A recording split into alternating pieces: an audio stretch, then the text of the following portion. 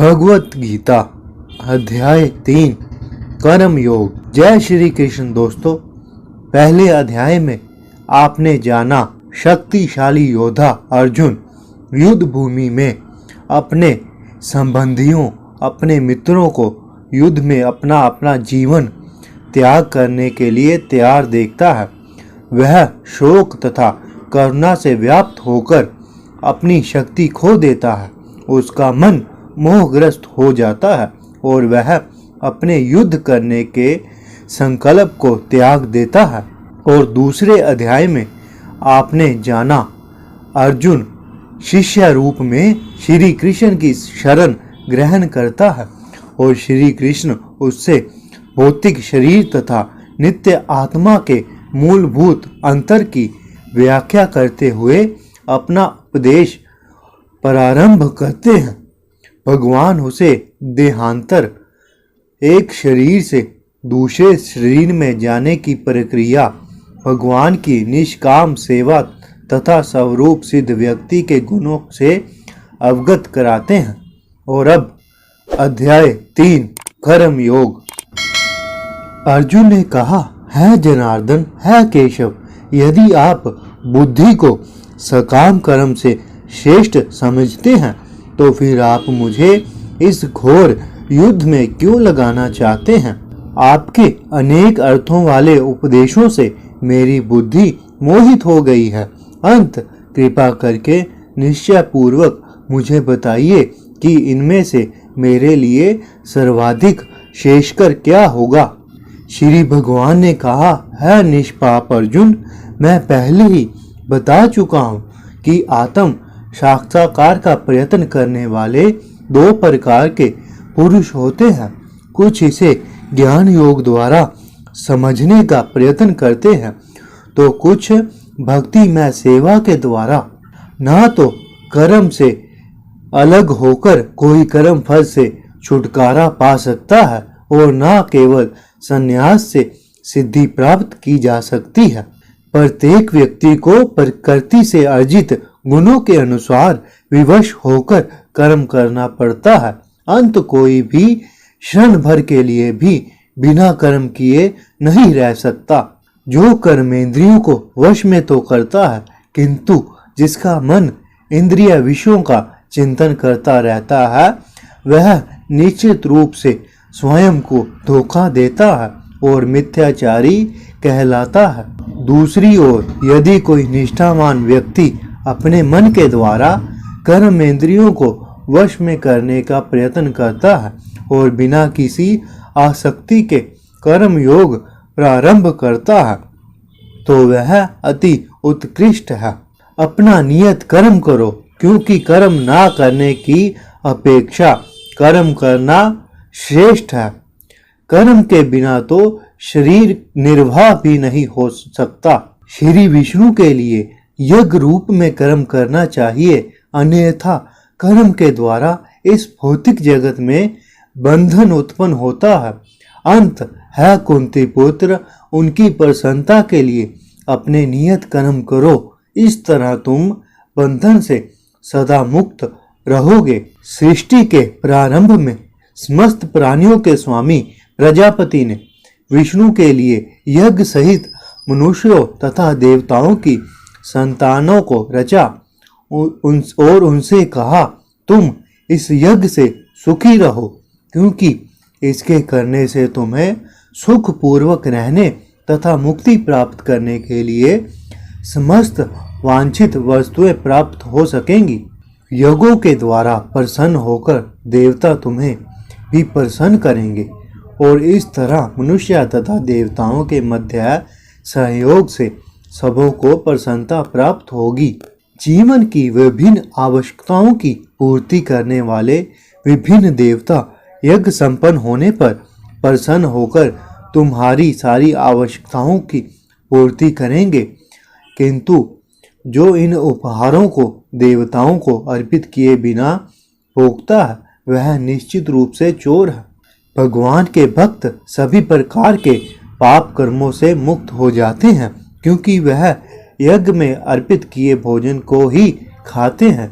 अन्य लोग जो अपनी इंद्रिय सुख के लिए भोजन बनाते हैं वह निश्चित रूप से पाप खाते हैं। सारे प्राणी अन्न पर आश्रित हैं जो वर्षा से उत्पन्न होता है। वर्षा यज्ञ संपन्न करने से होती है और यज्ञ नियमित कर्मों से उत्पन्न होता है। वेदों में नियमित कर्मों का विधान है और यह साक्षात श्री भगवान से प्रकट हुए हैं। फलत सर्वव्यापी ब्रह्मा यज्ञ कर्मों में सदा स्थिर रहते हैं।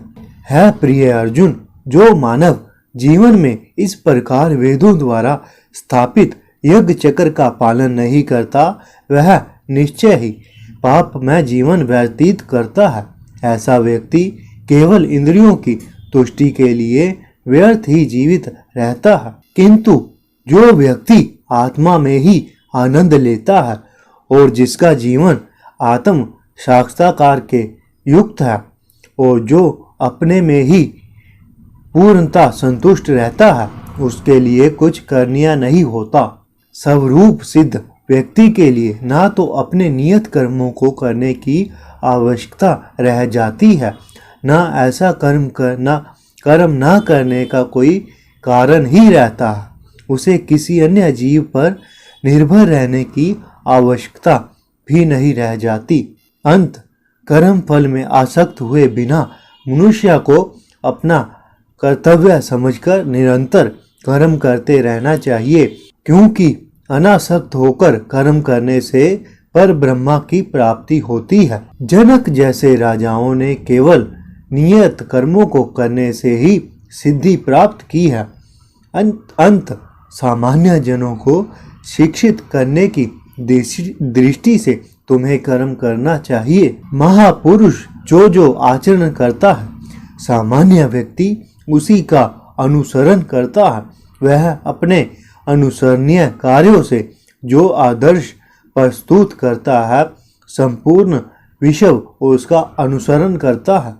पितापुत्र, तीनों लोकों में मेरे लिए कोई भी नियत कर्म नहीं है। ना मुझे किसी वस्तु का अभाव है और ना ही आवश्यकता है, तो भी मैं नियत कर्म करने में तत्पर रहता हूँ, क्योंकि यदि मैं नियत कर्मों को सावधानी पूर्वक ना करूं तो है पार्थ, यह निश्चित है कि सारे मनुष्य मेरे पथ का ही अनुगमन करेंगे।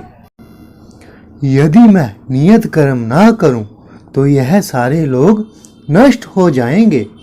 तब मैं अवांछित जन समुदाय को उत्पन्न करने का कारण हो जाऊंगा और इस तरह संपूर्ण प्राणियों की शांति का विनाशक बनूंगा।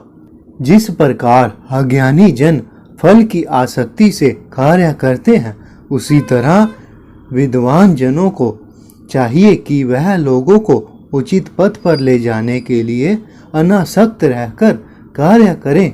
विद्वान व्यक्ति को चाहिए कि वह सकाम कर्मों में आसक्त अज्ञानी पुरुषों को कर्म करने से रोके नहीं, ताकि उनके मन विचलित ना हो। अपूर्ति भक्ति भाव से कर्म करते हुए उन्हें सभी प्रकार के कार्यों में लगाएं। जीवात्मा अहंकार के प्रभाव से मोहग्रस्त होकर अपने आप को समस्त कर्मों का कर्ता मान बैठता है, जबकि वास्तव में वह प्रकृति के 3 गुणों द्वारा संपन्न किए जाते हैं। है महाबाहु, भक्ति भाव में कर्म तथा सकाम कर्म के भेद को भली भांति जानते हुए जो परम सत्य को जानने वाला है, वह कभी भी अपने आप को इंद्रियों में तथा इंद्रिय तृप्ति में नहीं लगाता। माया के गुणों से मोहग्रस्त होने पर अज्ञानी पुरुष पूर्णता होती कार्यों में संलग्न रहकर उनमें आसक्त हो जाते हैं। यद्यपि उनके यह कार्य उनमें ज्ञान भाव के कारण अधम होते हैं, किंतु ज्ञानी को चाहिए कि उन्हें विचलित ना करे। अंत है अर्जुन, अपने सारे कार्यों को मुझ में समर्पित करके मेरे पूर्ण ज्ञान से युक्त होकर लाभ की आकांक्षा से रहित स्वामित्व के किसी दावे के बिना तथा आलस्य से रहित होकर युद्ध करो। जो व्यक्ति मेरे आदेशों के अनुसार अपना कर्तव्य करते हैं और ईर्ष्या रहित होकर इस उपदेश का श्रद्धापूर्वक पालन करते हैं, वह सकाम कर्मों के बंधन से मुक्त हो जाते हैं। किंतु जो ईर्ष्यावश इन उपदेशों की अपेक्षा करते हैं और इनका पालन नहीं करते, उन्हें समस्त ज्ञान से रहित, दिग्भ्रमित तथा सिद्धि के प्रयासों में नष्ट भ्रष्ट समझना चाहिए। ज्ञानी पुरुष अपनी प्रकृति के अनुसार कार्य करता है, क्योंकि सभी प्राणी तीनों गुणों से प्राप्त अपनी प्रकृति का ही अनुसरण करते हैं। भला दमन से क्या हो सकता है? प्रत्येक इंद्रियां तथा उसके विषय से संबंधित राग द्वेष को व्यवस्थित करने के नियम होते हैं। मनुष्य को ऐसे राग तथा द्वेष के वशीभूत नहीं होना चाहिए, क्योंकि आत्म साक्षात्कार के मार्ग में अवरोधक हैं। अपने नियत कर्मों को दोषपूर्ण ढंग से संपन्न करना भी अन्य के कर्मों को भली भांति करने से श्रेष्ठकर है। स्वयं कर्मों को करते हुए मरना पराये कर्मों में प्रवृत्त होने की अपेक्षा श्रेष्ठतर है, क्योंकि अन्य किसी के मार्ग का अनुसरण भयावह होता है। अर्जुन ने कहा, है विष्णुवंशी, मनुष्य ना चाहते हुए भी पाप कर्मों के लिए प्रेरित क्यों होता है? ऐसा लगता है कि उसे बलपूर्वक उनमें लगाया जा रहा हो। श्री भगवान ने कहा, है अर्जुन, इसका कारण रजोगुण के संपर्क से उत्पन्न काम है, जो बाद में क्रोध का रूप धारण करता है और जो इस संसार में सर्वभक्षी पापी शत्रु है। जिस प्रकार अग्नि धुएं से, दर्पण धूल से अथवा भ्रूण गर्भाशय से आवृत रहता है, उसी प्रकार जीवात्मा इस काम की विभिन्न मात्राओं में से आवृत रहता है।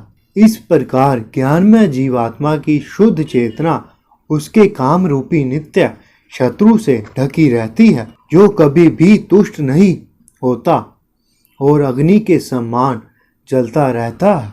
इंद्रियां, मन तथा बुद्धि इस काम के निवास स्थान है।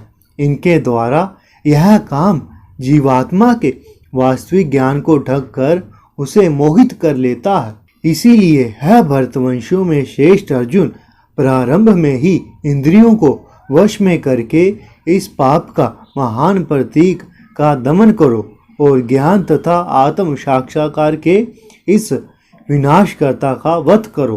कर्म इंद्रियां जड़ पदार्थ की अपेक्षा श्रेष्ठ हैं। मन इंद्रियों से बढ़कर है, बुद्धि मन से भी ऊंची है और वह बुद्धि आत्मा बुद्धि से भी बढ़कर है। इस प्रकार है महाबाहु अर्जुन, अपने आप को भौतिक इंद्रियों, मन तथा बुद्धि से परे जानकर और मन को सावधान आध्यात्मिक बुद्धि से स्थिर करके आध्यात्मिक शक्ति द्वारा इस काम रूपी दुर्जय शत्रु को जीतो। इस प्रकार श्रीमद् भगवत गीता के तीसरे अध्याय कर्म योग का भक्ति वेदांत तात्पर्य पूर्ण हुआ। जय श्री कृष्ण।